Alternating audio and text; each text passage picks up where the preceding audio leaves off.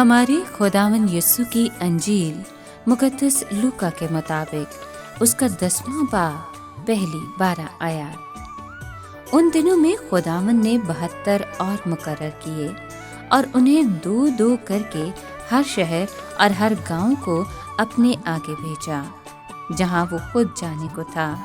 और वो उनसे कहता था कि फसल तो बहुत है पर मजदूर थोड़े हैं, इसलिए फसल के मालिक की मिन्नत करो कि वो अपनी फसल काटने के लिए मजदूर भेज दे। जाओ, देखो मैं तुम्हें जैसे बर्रों को भेड़ियों के दरमियान भेजता हूँ। ना बटवा ले जाओ, ना थैली, ना जूती, और राह में किसी को सलाम ना करो। और जिस किसी घर में दाखिल हो पहले कहो कि इस घर को सलाम। अगर सलाम का फर्जंद वहाँ हो तो तुम्हारा सलाम उस पर ठहरेगा, वरना तुम पर लौट आएगा। और उसी घर में रहो और जो कुछ उनके पास हो खाओ और पियो, क्योंकि मजदूर अपनी मजदूरी का हकदार है। घर घर ना फिरो, और जिस किसी शहर में दाखिल हो और जहाँ तुम्हें कबूल किया जाए तो जो कुछ तुम्हारे सामने रखा जाए खाओ, और वहाँ के बीमारों को शिफा दो, और उनसे कहो कि खुदा की बादशाही तुम्हारे नज़दीक आ पहुँची है।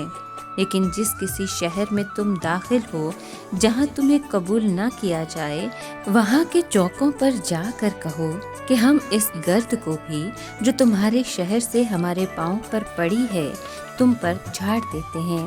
मगर ये जानो कि खुदा की बादशाही नज़दीक आ पहुँची है। मैं तुमसे कहता हूँ कि सदूम का हाल उस शहर की निस्बत ज़्यादा काबिल बर्दाश्त होगा। पाक कलाम के पढ़े और सुने जाने पर खुदावन की बरकत हो, खुदा का शुक्र हो। अजीज दोस्तों, अब वो वक्त आ गया था कि वो उन 12 को दुनिया में भेजे। वो खुदावन से बेमिसाल तालीम हासिल करते रहे थे, उसकी लासानी निगरानी और तरबियत में रहे थे। अब उनको जलाली पैगाम के नकीब बनकर जाना था और उन्हें दो दो करके उसने भेजा।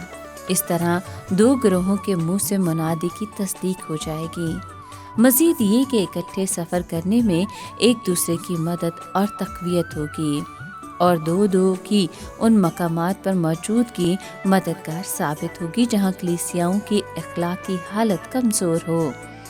इसके साथ ही खुदावन ने उनको नापाक रूहों पर इख्तियार बख्शा। ये बात नहायत काबिल तवज्जो है। बदरूहों को निकालना एक ख़ास काम है। सिर्फ खुदा ही ये इख्तियार और कुव्वत अता कर सकता है। अगर खुदावन की बादशाही इस दुनिया की होती तो वो कभी वो हदायत ना देता जो उसने अपने लोगों को दी। वो उन हदायत के बिल्कुल उल्ट हैं जो एक आम दुनियावी लीडर देता है। शागिर्दों को बगैर किसी ज़ादे रख के जाना था। न रोटी, न झोली, न कमरबंद और ना ही पैसे। उन्हें एतकाद रखना था कि खुदा हमारी ज़रूरियात पूरी करेगा। उनको सिर्फ अपनी जूतियाँ और लाठी ले जाने की इजाज़त थी। लाठी गालिबन जानवरों से हिफाजत की गर्ज से थी। उनको कुर्ता भी सिर्फ एक ही पहनना था। यकीनन कोई शख्स भी शागिर्दों के मालो असबाब पर हसद नहीं कर सकता था और ना इस तरह के दौलतमंद होने की उम्मीद से मसीहियत के लिए कशिश महसूस कर सकता था। और जो इख्तियार और ताकत शागिर्दों को हासिल थी वो भी खुदा की तरफ से थी। उनका कामिल इन्हिसार उसी पर था, मगर वो खुदा के बेटे के नुमाइंदे थे, उसकी कुव्वत और इख्तियार से मुलव्वस थे।